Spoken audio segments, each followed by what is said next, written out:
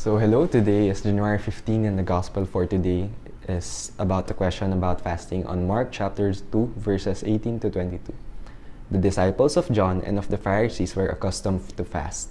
People came to him and objected, "Why do the disciples of John and the disciples of the Pharisees fast, but your disciples do not fast?"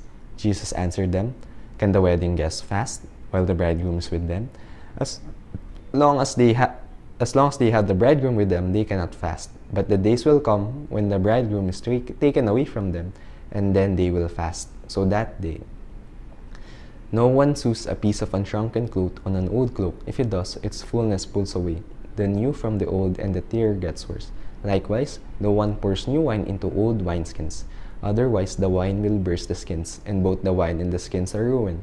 Rather, new wine is poured into fresh wineskins." So that is the gospel for today. And the question about fasting, the Pharisees pointed out because they learned the importance of fasting. But why do God's disciples do not fast? And I believe that the main purpose of fasting is to better connect with the Lord, have better prayer, better reflection. You live out your faith. But the thing is, the disciples of God already have Jesus with him. And if they would fast, they would be separated with him. So why do they really need to fast? Instead, they should just really stick with him and follow him so that they can really learn from God and observe his teaching. So I think that is my reflection for today, that